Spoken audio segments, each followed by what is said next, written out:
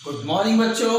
तो आज की क्लास में हम क्लास 10th केमिस्ट्री का एक नया चैप्टर शुरू करने जा रहे हैं। हाँ सर, पता है हमें, हमने टाइटल में देख लिया, थंबनेल में भी आपने लगाया हुआ है और बोर्ड पे भी लिखा हुआ है कि हम अपनी क्लास 10 की केमिस्ट्री का एक बहुत ही खूबसूरत चैप्टर है ना, which is classification of element. एक बहुत आसान, बहुत खूबसूरत, बड़ा मजा आएगा इस चैप्टर को पढ़ने में। ठीक है, अगर आप ध्यान से पढ़ेंगे।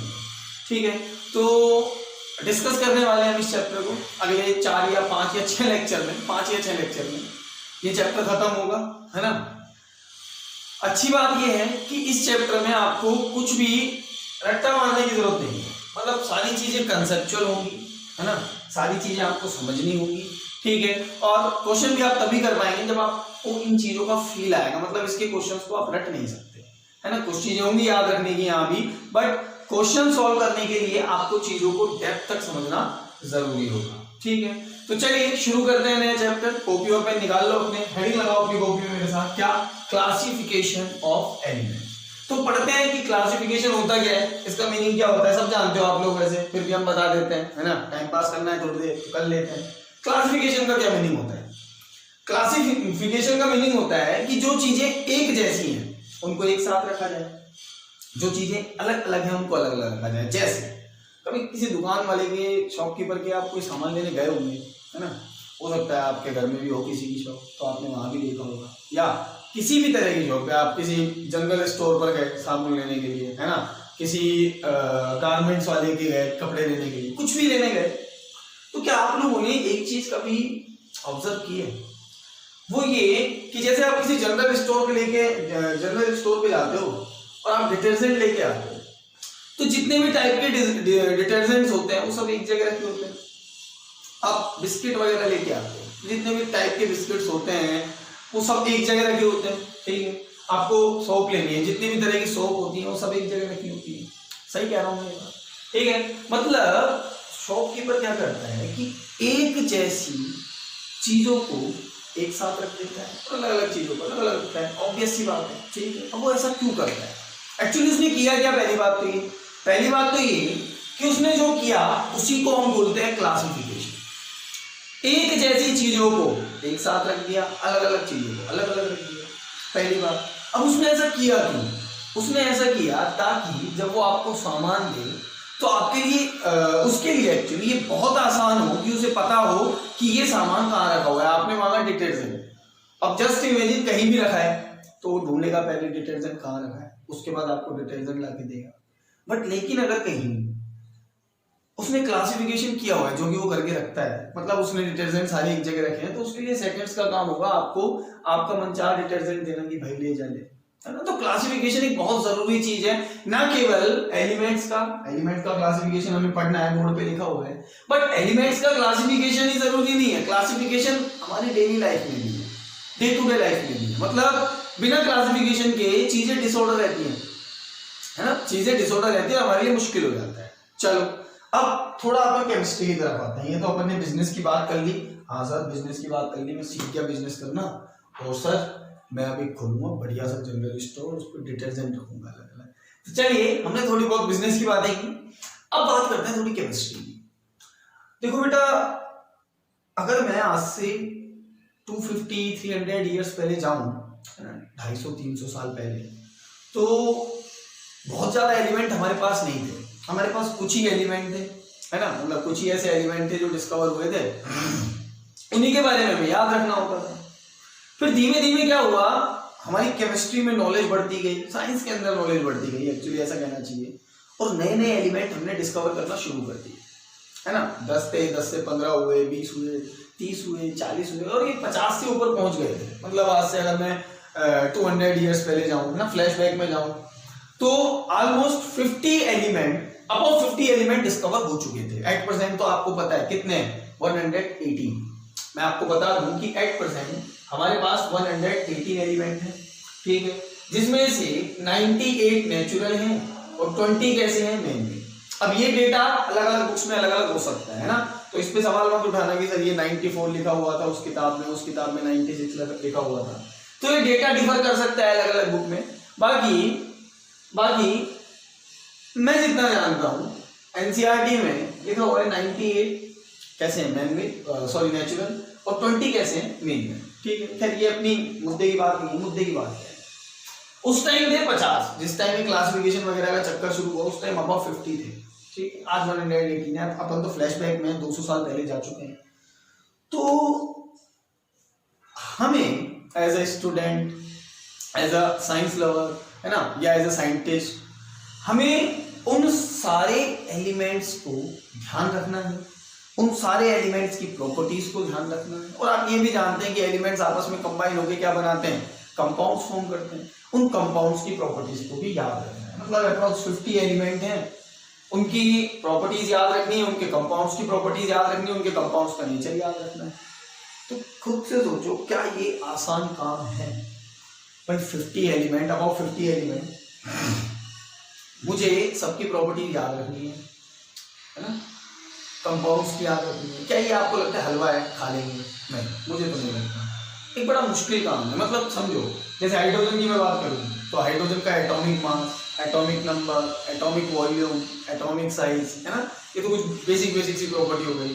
हाइड्रोजन ऑक्सीजन के साथ रिएक्ट करके क्या बनाता है, दूसरे किसी एटम के साथ या एलिमेंट के साथ रिएक्ट करके क्या बनाता है, और ऐसी ढेर सारी बातें आपको हाइड्रोजन के लिए याद रखनी होगी, उसकी प्रॉपर्टीज याद रखनी होगी। अगर आपको हाइड्रोजन के ऊपर कोई रिसर्च करना है तो सेम कहानी होगी दूसरे एलिमेंट्स की।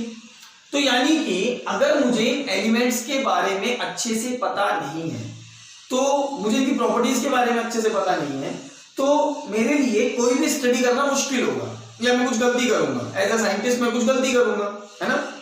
तो हम लोगों ने क्या सोचा कि यार इनको वैसे तो याद रखा जा नहीं सकता, अगर अलग अलग याद रखने को कहते हैं हमसे तो जान निकल जाएगी। तो हम लोगों ने क्या सोचा कि चलो इन एलिमेंट्स का क्लासिफिकेशन कर देते हैं।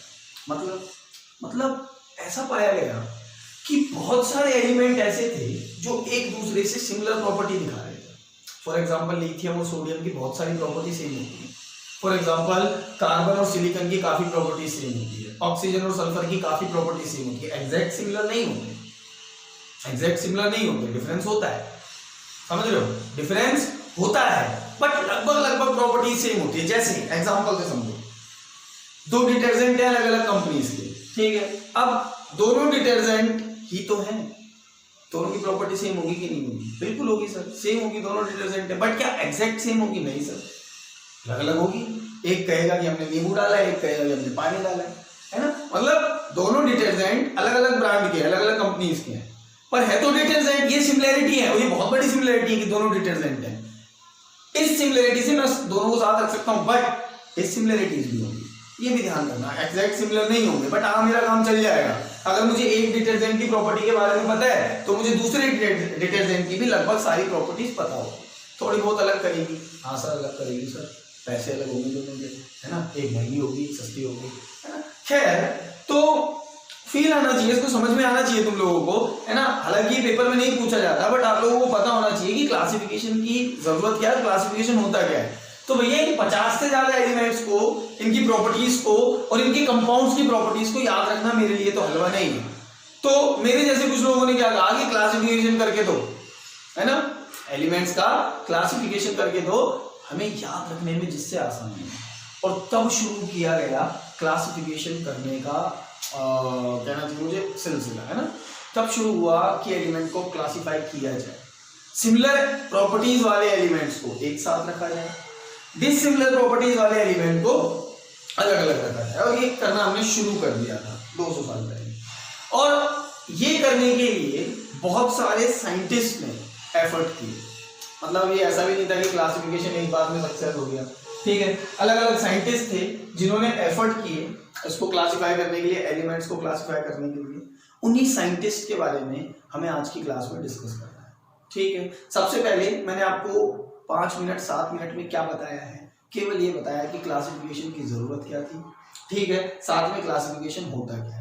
एलिमेंट्स के रेफरेंस में क्लासिफिकेशन क्या होगा कि सिमिलर प्रॉपर्टी वाले एलिमेंट्स को एक जगह अरेंज करना ही क्लासिफिकेशन है, दैट्स इट, ठीक है। आपको इतना पकड़ना है यहां तक, उसके अलावा आपको कुछ भी याद रखने की भी यहां से जरूरत नहीं है, बट एक बार समझ में आना चाहिए, ठीक है। इतना हम लोगों ने देख लिया। अब ठीक है सर, आपकी बात समझ में आई, अब क्लासिफिकेशन करो तो सही। तो एलिमेंट्स को क्लासिफाई करने के लिए बहुत सारे साइंटिस्ट थे जिन्होंने एफर्ट किए अपने अपने, है ना। थोड़ी सक्सेस मिली, थोड़े ड्रॉबैक रहे, तो हमें उन सारे साइंटिस्ट के बारे में पढ़ना है। ठीक है, सबसे पहले जो एलिमेंट को क्लासिफाई करने की कोशिश की, उनका नाम था, उन साइंटिस्ट का नाम था डोबरी नायर, है ना। क्या नाम था? डोबेरी नायर। ठीक है, और इन्होंने एक लॉ दिया एलिमेंट्स को क्लासिफाइड करने के लिए, जिसको हम पढ़ते हैं डोबरीनर-ट्रायड्स लॉ, या केवल डोबरीनर-ट्रायड्स के नाम से भी पढ़ लेते हैं इनको, है ना, कोई दिक्कत नहीं है। अब पहले साइंटिस्ट थे, वैसे अगर कुछ अच्छी किताबें पढ़ोगे तो सबसे पहला जो साइंटिस्ट एलिमेंट को क्लासिफाई करने वाला था वो सर जॉन डाल्टन था। मतलब उसने मेटल, नॉन मेटल और मेटलॉइड में एलिमेंट्स को क्लासिफाई किया था, बट वो क्लासिफिकेशन पूरी तरह से सही नहीं, मतलब पूरी तरह से क्या, बिल्कुल भी सही नहीं था भाई। दो अलग अलग नॉन मेटल, मतलब उनके हिसाब से जितनी भी मेटल्स हैं सारी की प्रॉपर्टीज सेम है, होती है मेटल्स की प्रॉपर्टीज आपस में सेम, बट अलग ज्यादा होती हैं, डिफर बहुत करती हैं। जैसे कॉपर और गोल्ड, क्या आप दोनों को एक साथ पढ़ोगे? क्या दोनों की प्रॉपर्टी सेम होगी? नहीं, दोनों मेटल है, बट फिर भी दोनों में बहुत डिफरेंस होगा। जैसे सोडियम और कॉपर का एग्जांपल ले लो, है ना। सोडियम कैसी होती है? सोडियम सॉफ्ट होती है, कॉपर हार्ड होती है ना। ज्यादा अच्छी कंडक्टर कॉपर होती है इलेक्ट्रिसिटी की। तो उन्होंने मेटल, नॉन मेटल और मेटलॉइड में क्लासिफाई किया किसको? एलिमेंट को, सर जॉन डाल्टन ने। बट उनका जो है इतना चलता नहीं है ना ये क्लासिफिकेशन। सबसे फेमस पहला सबसे फेमस जो क्लासिफिकेशन था वो किसका था? डोबेरी नायर का। अब इन्होंने क्या किया समझो, इन्होंने 3-3 के जोड़े बनाए, 3-3 के जोड़े, और 3-3 के जोड़े बनाकर बोल दिया कि ये मेरे कुछ ग्रुप्स हैं, मतलब 3-3 के जोड़े बना के ग्रुप्स बना दिए कुछ, बोल दिए ये मेरे ग्रुप्स हैं और इन सबकी प्रॉपर्टीज सेम है। समझो क्या कह रहा हूं मैं। इन्होंने क्या किया, मान लो 3 एलिमेंट हैं, एक है E, एक है B, एक है C। इस तरह के उन्होंने अलग अलग एलिमेंट्स के ग्रुप बना दिए। एक प्रैक्टिकल एग्जांपल लें तो लिथियम, सोडियम और पोटेशियम, इन्होंने ये ग्रुप फॉर्म कर दिया 3 मेटल्स का। उन्होंने बोला कि तीनों एलिमेंट्स की प्रॉपर्टीज सेम है। हमने कहा कि भैया अच्छा सेम है, क्या रिलेशन है इनके बीच में, किस बेसिस पर आप ये कह रहे हो? उन्होंने लॉ दे दिया फिर इसको कह के कि आप 3 एलिमेंट्स को उनके एटॉमिक मास के इंक्रीजिंग ऑर्डर में जमाइए। एटॉमिक मास के इंक्रीजिंग ऑर्डर में जमाए हुए हैं। लिथियम का एटॉमिक मास कितना होता है? 7.0, सोडियम का अप्रोक्सीमेट 23.0, है ना, इसका 6.9 होता है ना, और पोटेशियम का 39 के समथिंग होता है। उन्होंने कहा कि आप एलिमेंट्स को उनके एटॉमिक मास के इंक्रीजिंग ऑर्डर में जमा दिए सर, और इस तरह जमाओ कि बीच वाले एलिमेंट का एटॉमिक मास फर्स्ट और थर्ड का एवरेज आए। समझो क्या कह रहा हूं मैं। इन्होंने एलिमेंट्स को इस तरह अरेंज किया, इस तरह के ग्रुप्स में अरेंज किया। कैसे? कि फर्स्ट तो जब आप अप टू डाउन जाओ एक ट्रायड में, 3 का जोड़ा है तो ट्रायड कह दूं मैं इसको। जब आप एक ट्रायड में आगे जाओगे तो एटॉमिक मास इंक्रीज करेगा, और किस तरह इंक्रीज करेगा कि सेकंड वाले एलिमेंट का एटॉमिक मास फर्स्ट और थर्ड का एवरेज होगा, है ना। किस तरह इंक्रीज करेगा कि atomic mass of second element, और you can say middle element, बीच में है ना ये दूसरा वाला, middle element is approximate equals to the average of first 2 elements, first and third element, sorry, first and third element. मतलब क्या कहेंगे, समझाता हूं इसको एक बार। उन्होंने बोला कि एटॉमिक मास इंक्रीज करेगा ट्रायड में, और इस तरह इंक्रीज करेगा कि इसका जो एटॉमिक मास है वो इन दोनों का एवरेज है। मतलब समझो, लिथियम का एटॉमिक मास कितना होता है? 6.9, सोडियम का एटॉमिक मास 39, दोनों का एवरेज निकाला तो डिवाइडेड बाय 2 आता है ना, एवरेज निकालना तो अप्रोक्स कितना आ रहा है? 22.95। अब इन दोनों का एटॉमिक मास का एवरेज इसका एटॉमिक मास है, अप्रोक्सीमेशन कर लेंगे थोड़ा बहुत, है ना, थोड़ा बहुत ही फर्क है, इसका 23, इसका 22.4, इसने अप्रोक्सीमेटली इक्वल कहा था। फिर से कि जब आप एक ग्रुप में, एक ट्रायड में अप टू डाउन जा रहे हो तो एटॉमिक मास इंक्रीज करेगा। किस तरह कि जो मिडिल एलिमेंट का एटॉमिक मास होगा वो फर्स्ट और थर्ड एलिमेंट के एटॉमिक मासेस का एवरेज होगा। इन्होंने ऐसा बोला, और इन्होंने ऐसे ट्रायल बना दी और कह दिया कि इन सबकी प्रॉपर्टी सेम होगी, और ऐसा होता भी है। लिथियम और सोडियम की प्रॉपर्टी सेम है। लिथियम समझो, लिथियम को आप ऑक्सीजन के साथ रिएक्ट कराओ क्या बनाएगा, Li2। सोडियम के साथ रिएक्ट कराओ क्या बनाएगा, किसको, ऑक्सीजन को। लिथियम को ऑक्सीजन के साथ रिएक्ट कराया तो Li2O, सोडियम को ऑक्सीजन के साथ कराया तो Na2O, पोटेशियम को ऑक्सीजन के साथ कराया तो K2O। वाटर के साथ रिएक्शन कराओ, लिथियम की वाटर के साथ रिएक्शन कराएंगे तो LiH, सॉरी हाइड्रोजन के साथ रिएक्ट कराएंगे तो LiH बनेगा। सोडियम की कराओगे तो NaH बनेगा, पोटेशियम की बनाओगे तो KH बनेगा। सेम तरह के कंपाउंड्स फॉर्म करना है। क्लियर? तो मैंने बोला कि अगर आप एलिमेंट्स को इस तरह अरेंज करोगे तो इनकी प्रॉपर्टी सेम आएगी, टेंशन लेने की कोई बात ही नहीं है। इन तीनों एलिमेंट की प्रॉपर्टी सेम आएगी। जैसे और एग्जांपल समझो, और एग्जांपल जैसे chlorine, bromine and iodine. Chlorine का एटॉमिक मास सब जानते हैं 35.5 होता है, ब्रोमीन का अप्रोक्सीमेट 80 होता है, आयोडीन का अप्रोक्सीमेट 127 होता है, 126.9 होता है, अप्रोक्सीमेट ले रहे हैं, ठीक है।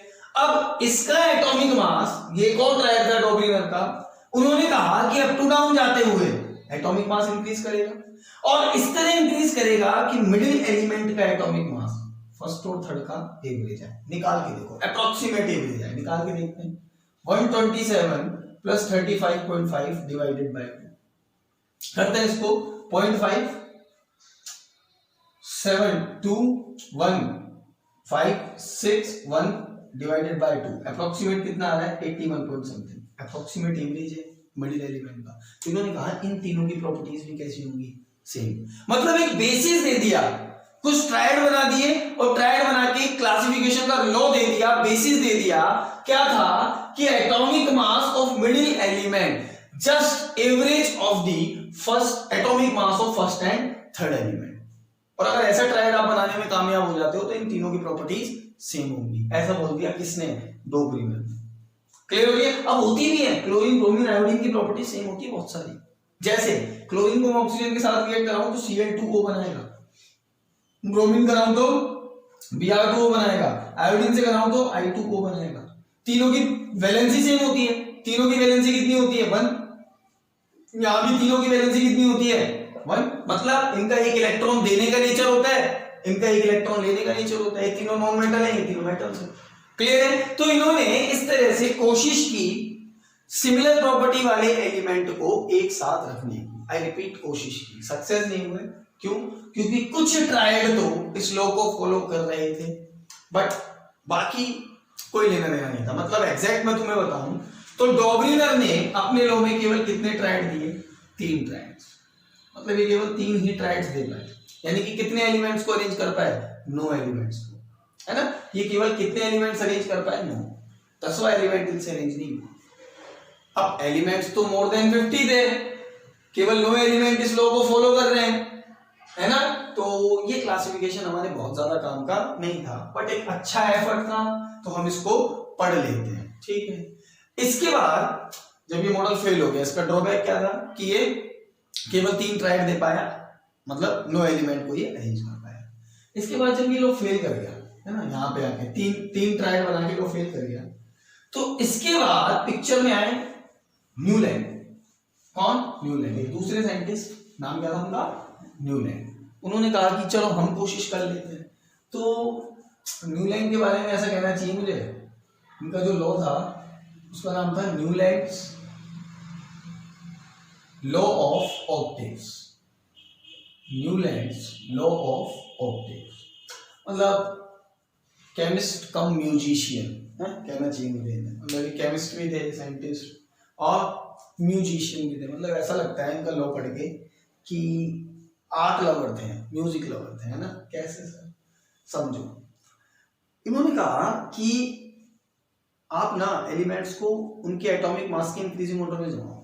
मतलब जैसे उनका बेसिस क्या था, अगर आपसे पूछे डोब्रिनर के क्लासिफिकेशन का बेसिस क्या था, तो बेसिस तो वही था ना, क्या, एटॉमिक मास। इनका बेसिस भी एटॉमिक मास था, पर इनकी कहानी थोड़ी अलग थी, है ना। मतलब इन्होंने अपना क्लासिफिकेशन किस बेसिस पर दिया, एटॉमिक मास के बेसिस पर। इन्होंने क्या बोला, इन्होंने बोला इफ वी अरेंज, ये थोड़ा इंपॉर्टेंट है, पूछ लिया जाता है, डोब्रिनर नहीं पूछा जाता, ये पूछ लिया जाता है। If we arrange elements in their increasing order of atomic mass, increasing order of atomic mass, then the properties of कौन सी प्रॉपर्टीज, फिजिकल भी और केमिकल भी, the properties of every eighth element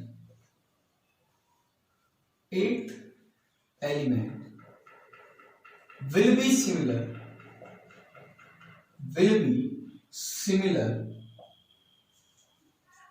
to the first element. मतलब नहीं समझ आया sir, समझाते हैं। इन्होंने क्या कहा, इन्होंने कहा कि आप एलिमेंट्स को उनके एटॉमिक मास के इंक्रीजिंग ऑर्डर में जमाओ। मतलब सबसे पहले वो एलिमेंट पकड़ो जिसका एटॉमिक मास सबसे कम होता है, किसका होता है, हाइड्रोजन का, और आप एलिमेंट्स को उनके इंक्रीजिंग ऑर्डर में जमाओ। मतलब हाइड्रोजन के बाद कौन आ जाएगा, हीलियम डिस्कवर नहीं हुआ था उस टाइम, मैंने कहा ना 50 एलिमेंट से थोड़े से ज्यादा थे, 56 थे एक्चुअली, 56 थे जब न्यूलैंड ने अपने लॉ ऑफ ऑक्टेव्स दिए। तो इन्होंने कहा कि आप इनको इंक्रीजिंग ऑर्डर में जमाओ उनके एटॉमिक मास के। सबसे पहले वो एलिमेंट रख दो जिसका एटॉमिक मास सबसे कम होता है, किसका होता है, हाइड्रोजन का, लाइटेस्ट यही होता है, सबसे हल्का। फिर उसके बाद एटॉमिक मास को बढ़ाते जाओ, बढ़ाते हुए ऑर्डर में लिखते जाओ। तो सेकंड पे कौन आ जाएगा, लिथियम।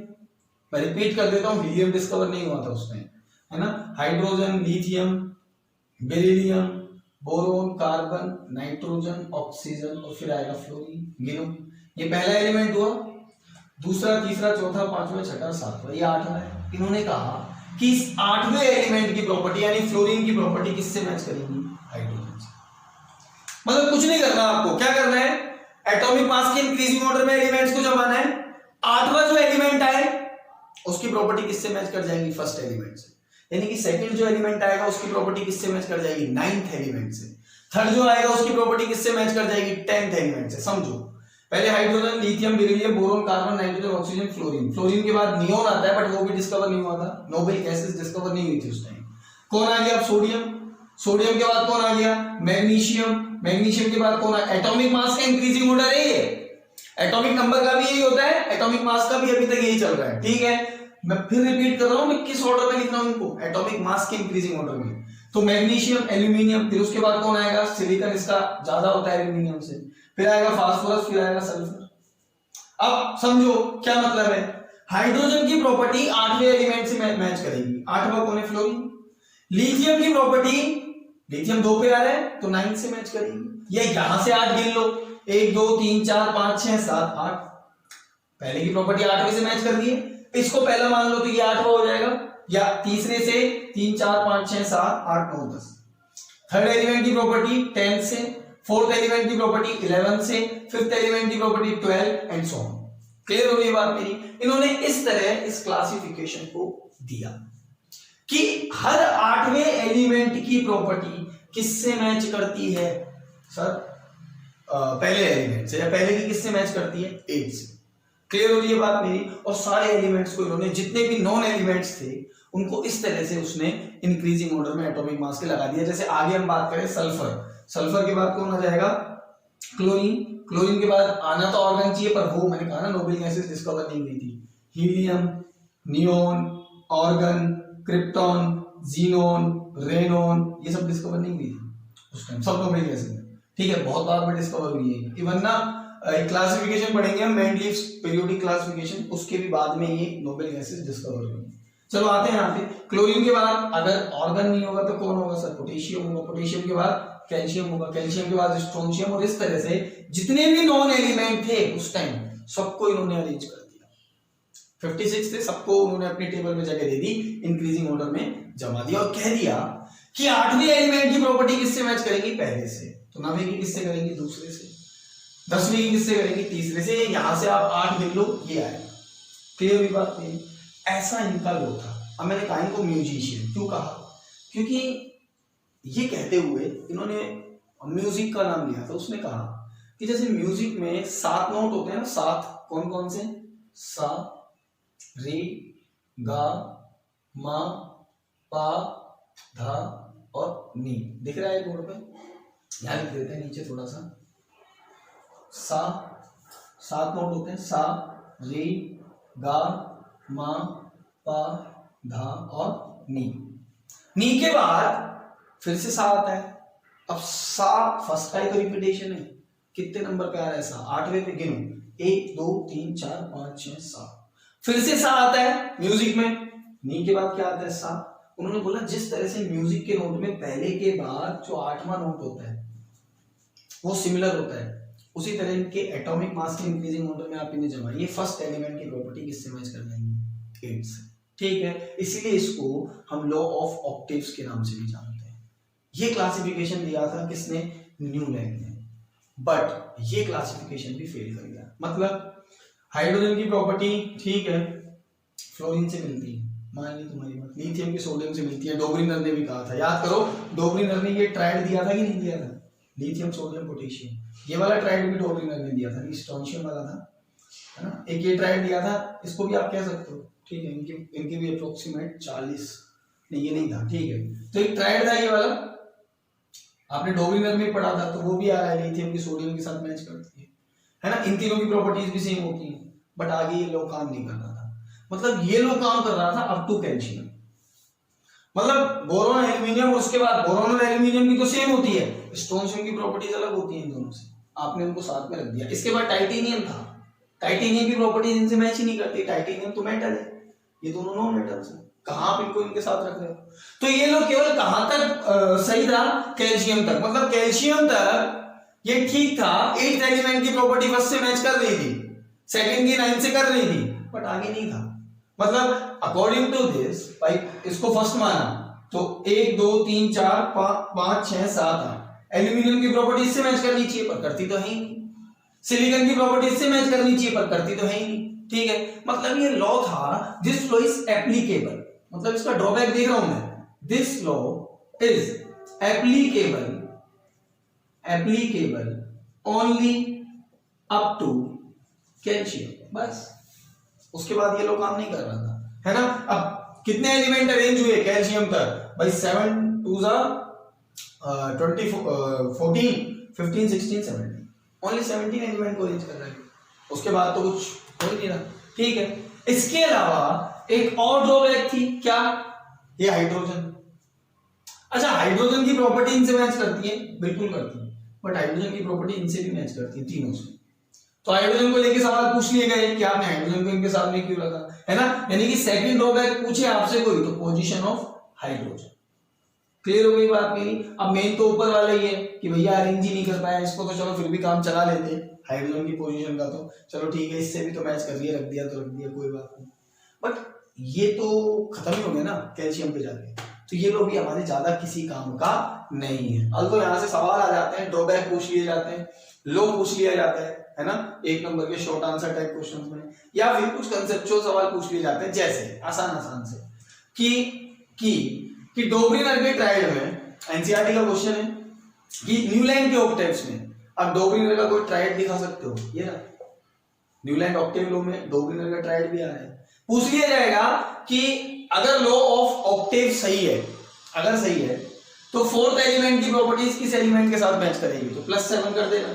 +7 क्यों, मतलब 8 जोड़ में 4 5 6 7 8 9 10, 1 2 3 4 5 6 7 और 8, 4th की 11 से करेगी कि नहीं, तो आप +7 कर देना, 11 आ जाएगा। क्लियर हो गई बात मेरी। आपसे पूछ ले 15th एलिमेंट की प्रॉपर्टी, मैं पूछ रहा हूं आपसे, आपको जवाब देना है। 15th एलिमेंट की प्रॉपर्टीज अगर लॉ ऑफ ऑक्टेव सही है तो किस एलिमेंट से मैच करेगी। आपसे पूछ रहा हूं मैं कि 6th एलिमेंट की प्रॉपर्टीज किस एलिमेंट से, किस नंबर के एलिमेंट से मैच करेगी। ठीक है, तो ये 2 सवाल आपको करने हैं। ठीक है, आसान से सवाल है, बिल्कुल हलवा है ना, बता दें भी, चलो कर लेना, इसको नहीं हो तो पूछ लेना। ठीक है, और कमेंट बॉक्स में दे देना आंसर क्या है, ठीक है, या फिर मैसेज कर देना मुझे। चलिए, तो बाकी बातें करते हैं अपन नेक्स्ट क्लास में। नेक्स्ट क्लास में एक्चुअली में हम इस चैप्टर को शुरू करेंगे। मतलब आज तो बिल्कुल अलग चीजें पढ़ी हमने, जिसको आपको एक बार पढ़ना है, और इसमें से मैक्सिमम चीजें तो याद रखने की है भी नहीं। ठीक है, नेक्स्ट क्लास में हम एक बहुत ही खूबसूरत क्लासिफिकेशन पढ़ेंगे, मजा नेक्स्ट क्लास से आएगा बहुत ज्यादा, which is Mendeleev's periodic classification. एक बहुत बड़े साइंटिस्ट थे मेंडलीव, जिन्होंने बहुत मेहनत की, और एलिमेंट्स को क्लासिफाई करने की कोशिश की। ठीक है, तो वो क्लासिफिकेशन बहुत बेहतरीन क्लासिफिकेशन था, अल्दो उसके भी कुछ ड्रॉबैक थे।